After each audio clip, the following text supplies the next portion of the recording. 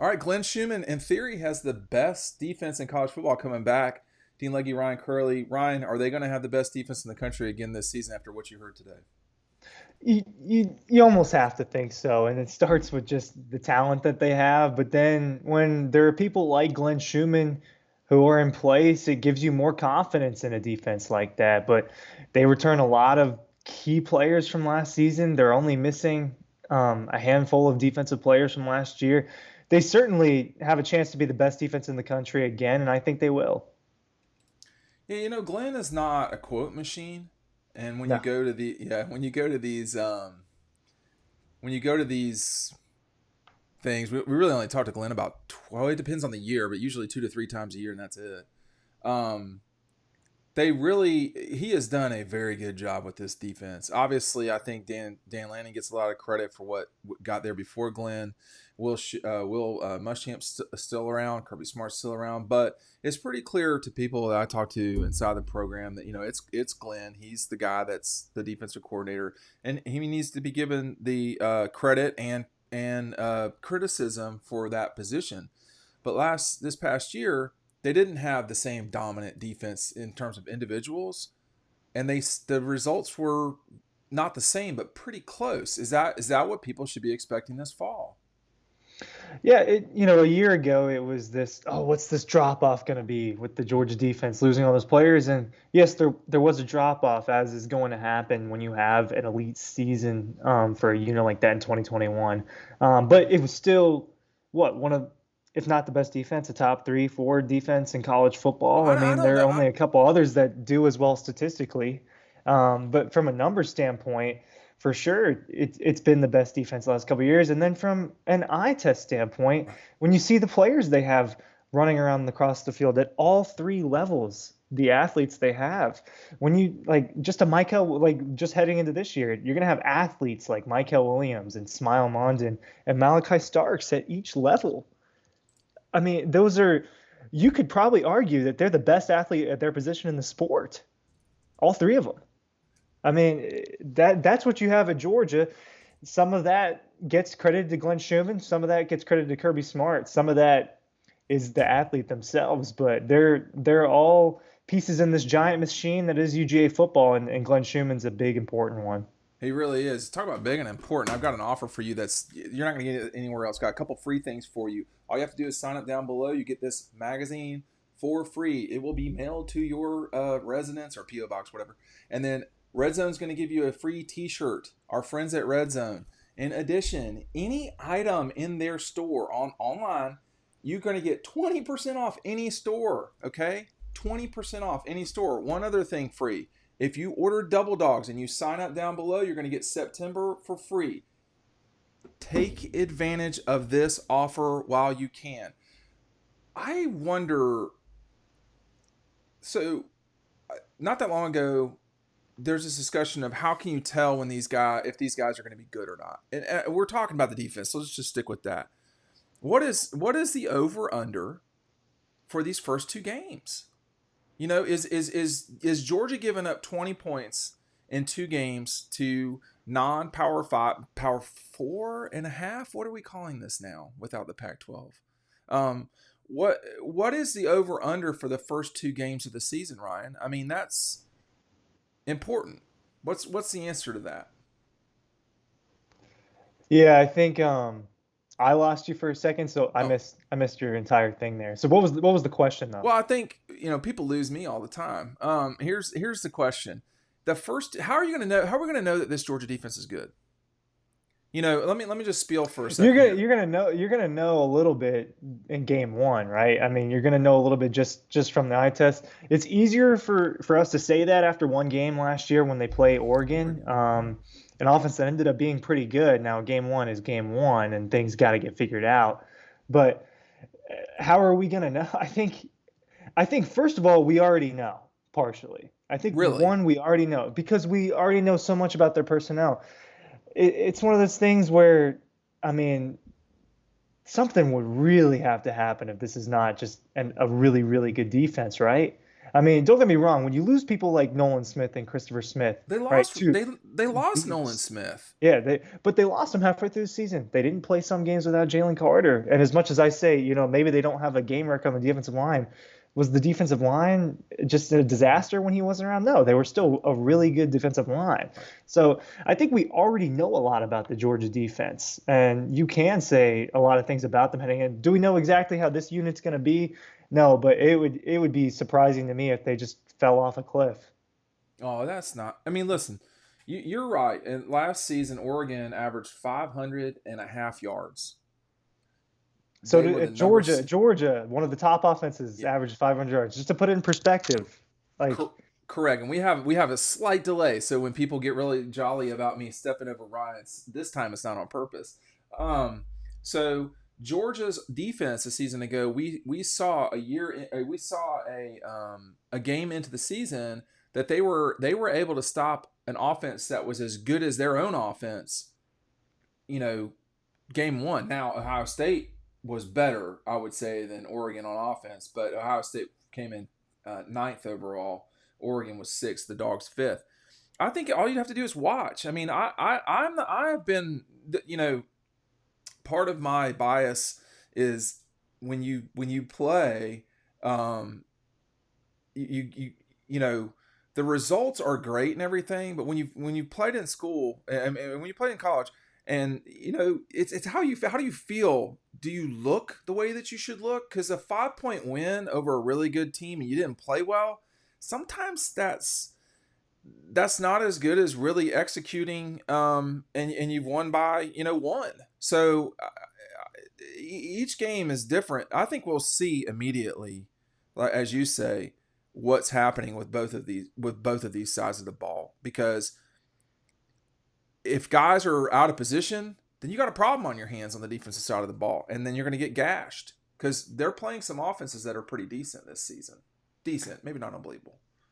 yeah, they played some unbelievable offenses last They year did. and held their own. They had played an unbelievable offense last year and got torched at times on defense when we Ohio talk about State. the Ohio State game. Yeah. So you can't get both. Kind of the comment you made about how sometimes you beat a really good team by 5 points. Well, how great of a win was that really?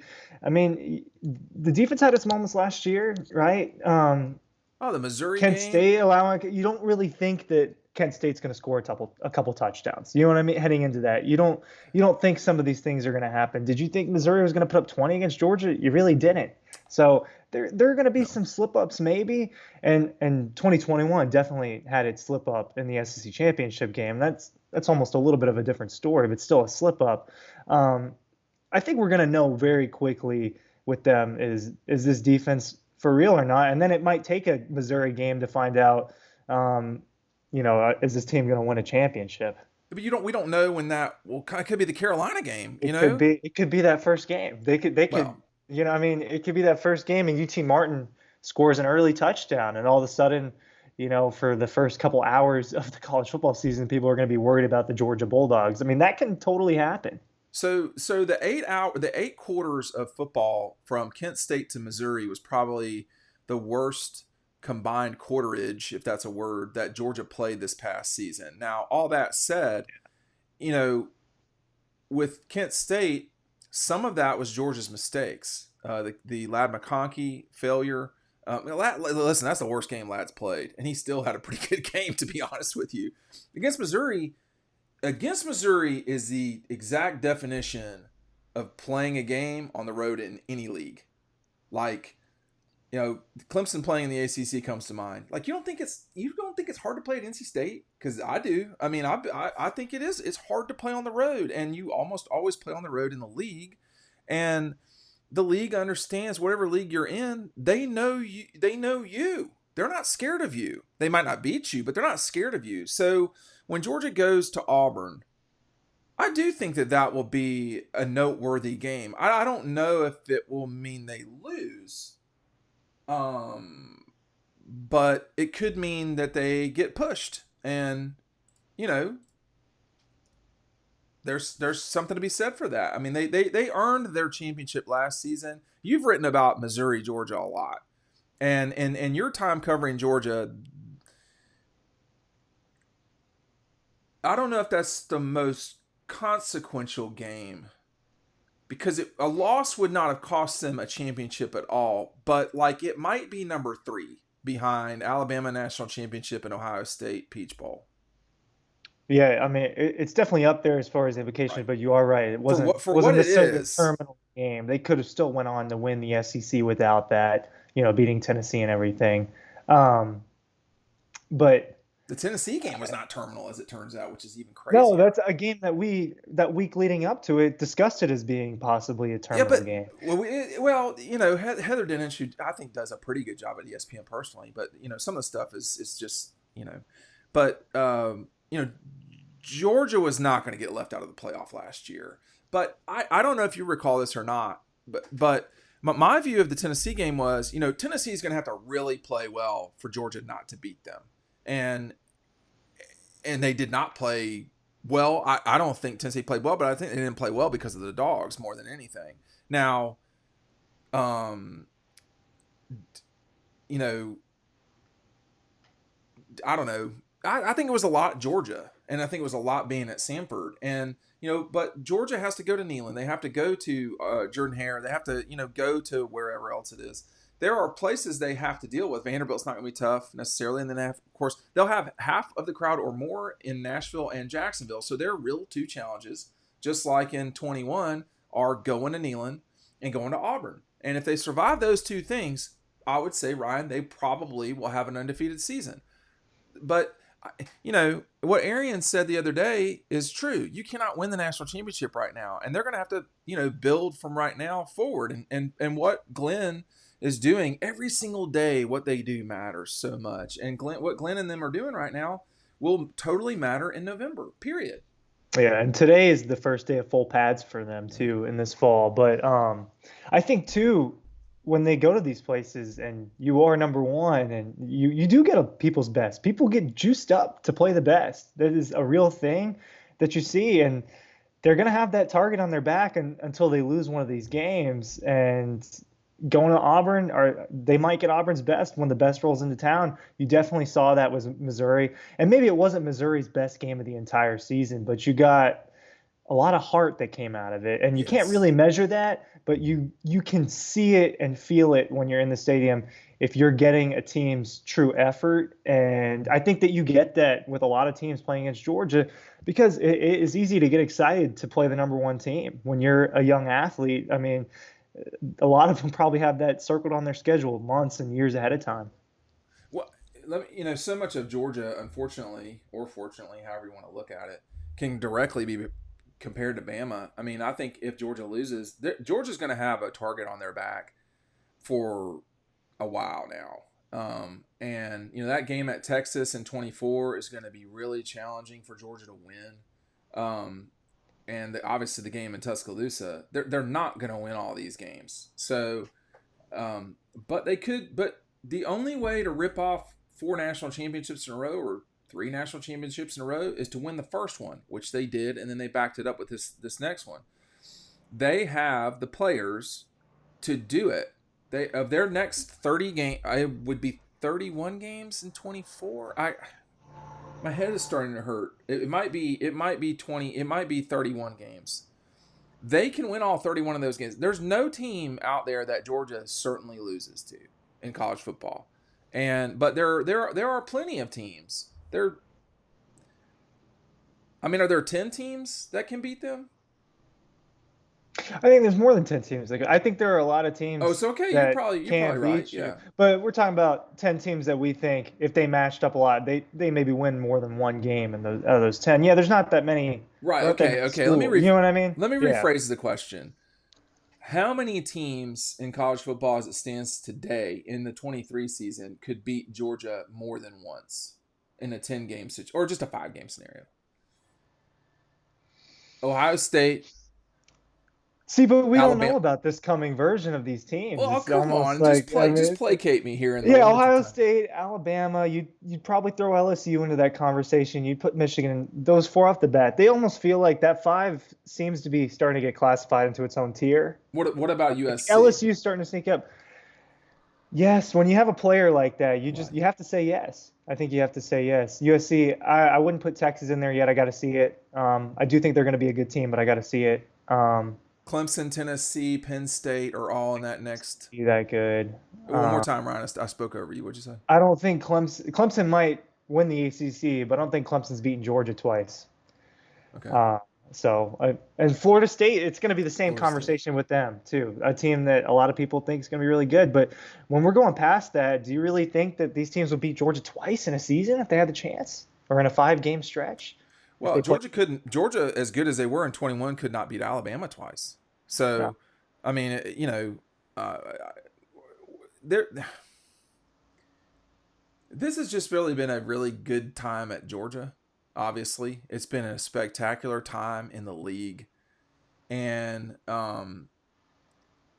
but this is not an unbeatable group. If and I think they got it stolen from them. But if 2001 Miami can lose to Ohio State, then you can lose games. But I'm trying to think of a national championship that didn't go the right way. I think 2001 Miami. Um, maybe I think they earned it though. The 16 Clemson team, I was thinking about that team. 17 Alabama.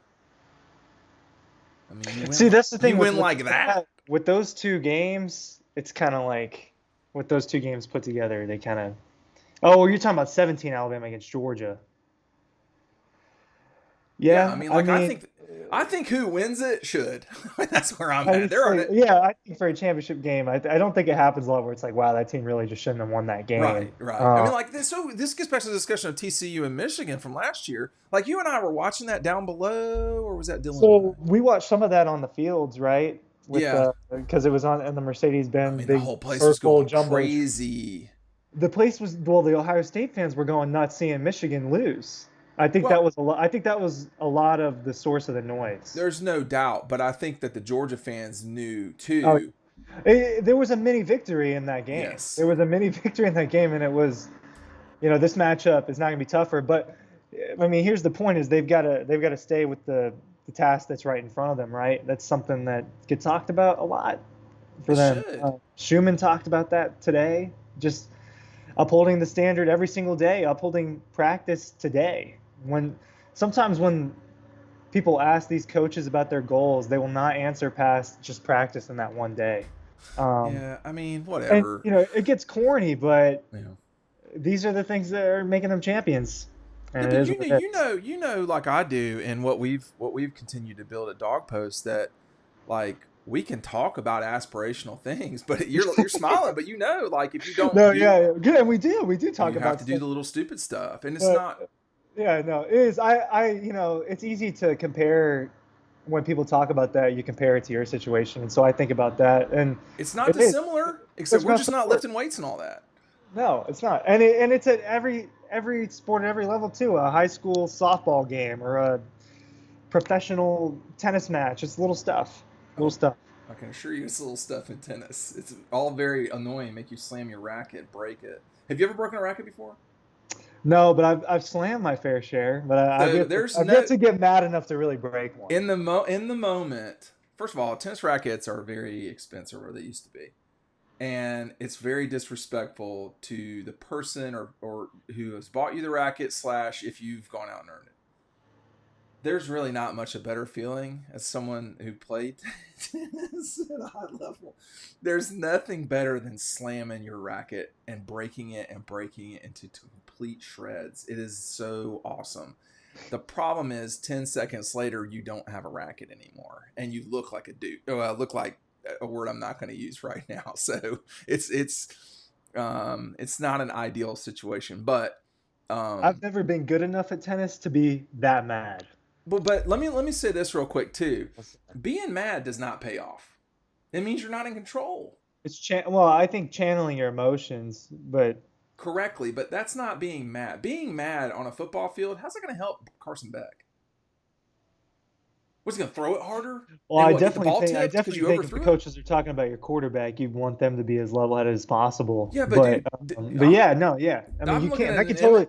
I mean, think about like when you're mad at basketball or something like that, you probably bricked a shot. I mean, just because. So I get what you're saying. You have to be in control, and I think that's an important part of all of this is how can this team and this program be in control, because they're the ones who have earned they're the ones who have earned their situation, and we're going to see what they do with it. But it really, right now, what Glenn and all of them are talking about, this is about getting it to where you're in a Missouri situation where it's real easy to get mad, and getting mad leads to, oh well, I'm just pissed off. No, Yeah, dude. you think okay, that's a good example. If Brock Bowers is really mad and doesn't have a clear head, does he make the choice not to reach out, on that fourth quarter play where he could have scored a touchdown? Instead, he holds the ball and, they have the ball No, at the he 1 yard does. line. He He might not make that he choice. might not. It's about being where you want to talk about being where you are. That means